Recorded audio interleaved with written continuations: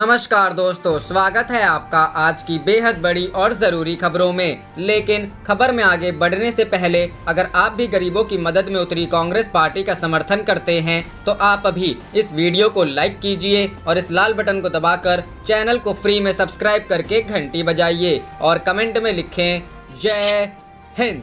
रुख करते हैं पहले खबर की तरफ। राहुल गांधी ने पीएम मोदी पर उठाए सवाल, बोले भारत चीन सीमा विवाद पर क्यों चुप हैं मोदी।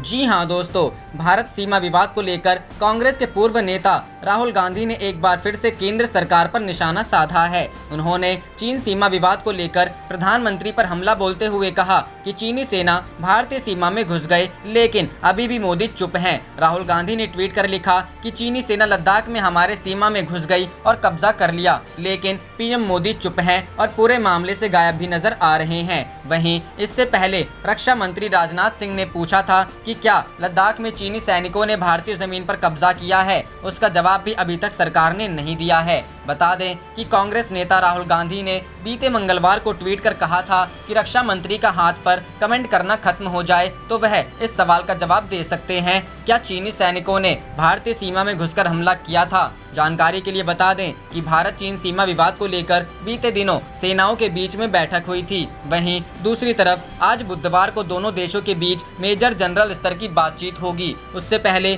चीनी विदेश मंत्रालय ने जानकारी देते हुए कहा था कि हम शांति के साथ सीमा विवाद को खत्म करना चाहते हैं। वहीं चीन भी 2.5 किलोमीटर पीछे भारतीय सीमा से हट गया है। रुख करते हैं अगली खबर की तरफ। पालना गृह घोटाला, लखनऊ में बीजेपी विधायक के घर सीबीआई की रेड, खंगाले दस्तावेज। जी हां दोस्तों, उत्तर प्रदेश के बहुचर्चित पालना गृह घोटाले की जांच केंद्रीय जांच एजेंसी कर रही है। सीबीआई ने इस मामले में अब जांच तेज कर दी है। मंगलवार की रात लखनऊ में सीबीआई की टीम ने सत्ताधारी भारतीय जनता पार्टी के विधायक के आवास पर छापेमारी की। सीबीआई के अधिकारियों ने लखनऊ से भाजपा विधायक के घर छापेमारी के साथ ही उनके 2 भाइयों में इस मामले की पूछताछ की। इस घोटाले में विधायक की संस्था का नाम भी आ रहा है, जिसके बाद सीबीआई ने यह रेड की। एनजीओ से जुड़े दस्तावेज भी खंगाले गए हैं। बच्चों की देखभाल से जुड़ी इस योजना में भारी धांधली की बात सामने आने के बाद इसकी जांच सीबीआई को सौंप दी गई थी। इस स्कैम में कई नेताओं और अधिकारियों के कारोबारियों के करीबियों के एनजीओ के नाम सामने आ रहे हैं। बताया जा रहा है कि इस स्कैम में विधायक के एनजीओ की संलिप्तता की जानकारी सीबीआई को मिली थी। इसके बाद सीबीआई ने विधायक के आवास पर छापेमारी कर उनके एनजीओ के दस्तावेज खंगाले।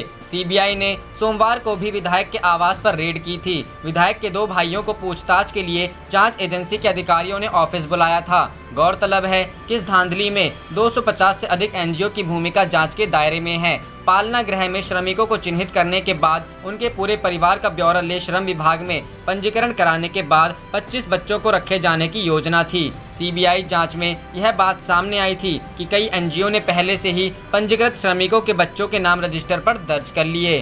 रुख करते हैं अगली खबर की तरफ। कोरोना के सच को झुठलाकर चुनाव में व्यस्त हो गई भाजपा, अखिलेश। जी हां दोस्तों, समाजवादी पार्टी के अध्यक्ष और पूर्व मुख्यमंत्री अखिलेश यादव ने प्रदेश में कोरोना संकट के समय बेरोजगारी की समस्या के बीच भाजपा पर चुनाव में व्यस्त होने का आरोप लगाया है। उन्होंने तंज कसते हुए कहा कि बिहार चुनाव आते ही प्रदेश के स्टार प्रचारक भी कुछ दिनों बाद उड़ चलेंगे। अखिलेश यादव ने बुधवार को ट्वीट किया कि उत्तर प्रदेश में आज बेरोजगारी आत्महत्याओं के रूप में एक भयावह समस्या बन गई है। कोरोना के सच को झुठलाकर चुनाव में व्यस्त हो गई भाजपा बेरोजगारी व भुखमरी को अब समस्या ही नहीं मान रही है तो समाधान का क्या करेगी। बिहार चुनाव आते ही कुछ दिनों बाद तो प्रदेश के स्टार प्रचारक भी उड़ चलेंगे। उन्होंने इस ट्वीट के साथ अपने मुख्यमंत्री रहते साइकिल ट्रैक पर साइकिल चलाने की तस्वीर भी टैग की। अखिलेश लगातार प्रदेश सरकार और भाजपा पर निशाना साधने में लगे हुए हैं। इससे पहले उन्होंने भाजपा की वर्चुअल रैली को खर्चुअल बताते हुए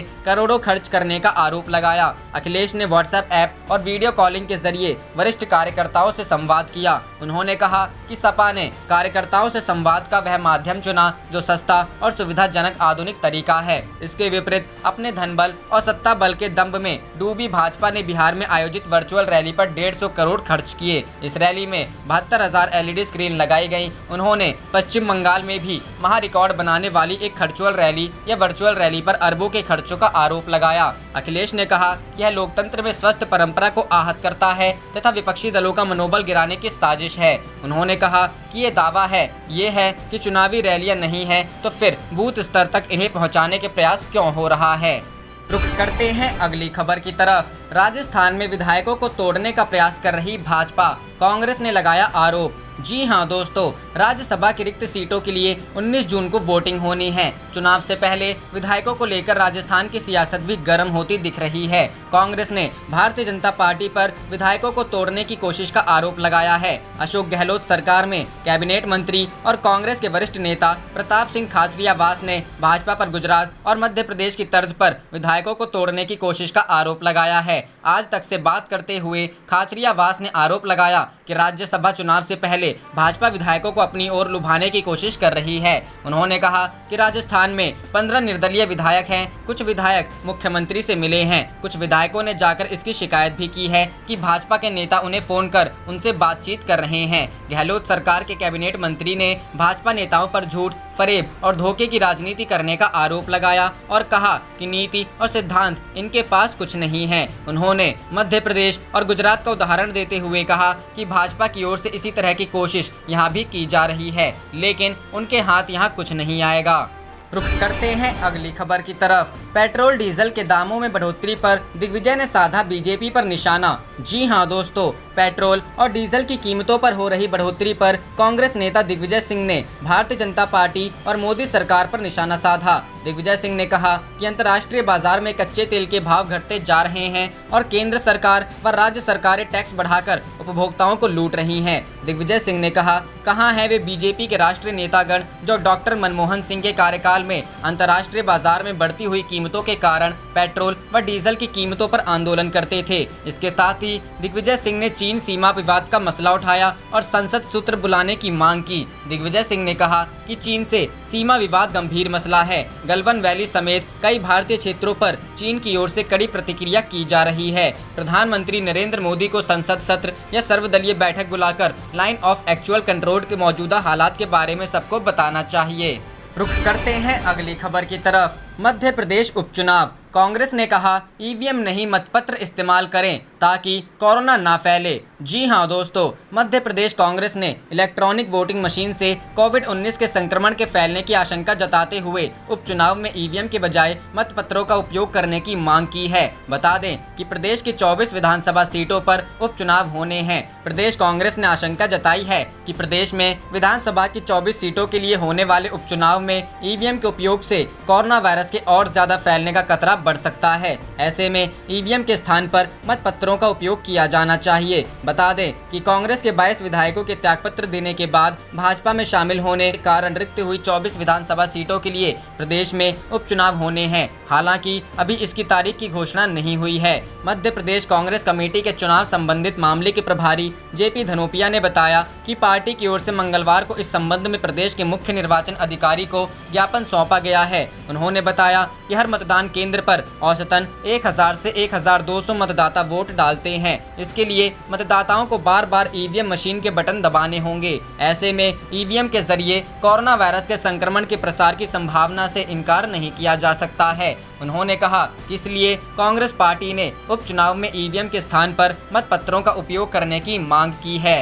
रुख करते हैं अगली खबर की तरफ। 69,000 शिक्षक भर्ती में प्रियंका गांधी ने लगाया भ्रष्टाचार का आरोप, अभ्यर्थियों से की बात। जी हां दोस्तों, 69,000 सहायक शिक्षक भर्ती को यूपी का व्यापक घोटाला बताने वाली कांग्रेस महासचिव प्रियंका गांधी वाड्रा ने मंगलवार को भर्ती से जुड़े अभ्यर्थियों से वीडियो कॉन्फ्रेंसिंग के जरिए बात की और उनका पक्ष जाना। उन्होंने आरोप लगाया कि मामले में बड़े पैमाने पर गड़बड़ी हुई है। हालांकि योगी सरकार ने फर्जीवाड़े की जांच एसटीएफ को सौंप दी है। प्रियंका गांधी ने कहा कि अभी तक जो मीडिया रिपोर्ट्स आई हैं उसके आधार पर कहा जा सकता है कि भर्ती प्रक्रिया में बड़े पैमाने पर घोटाला हुआ है। उन्होंने ट्विटर पर जारी किए गए वीडियो संदेश में कहा कि 1.5 साल पहले हुई परीक्षा का परिणाम अब आ रहा है। अगर कुछ गड़बड़ी नहीं हुई तो परिणाम आने में इतना वक्त क्यों लगा? अभ्यर्थियों ने इतनी मुश्किलें उठाई और अब घोटाले की खबरें सामने आ रही है। उन्होंने भर्ती प्रक्रिया पर सवाल उठाते हुए कहा कि अगर प्रक्रिया साफ सफाई और पारदर्शिता से हुई है तो 11 लोगों को क्यों गिरफ्तार किया गया है?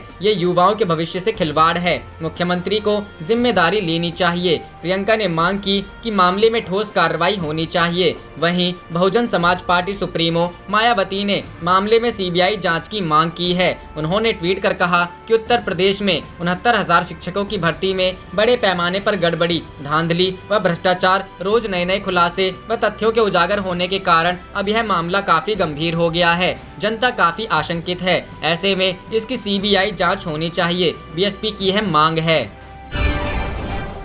आप देख रहे थे आपका अपना चैनल जय हिंद जय भारत।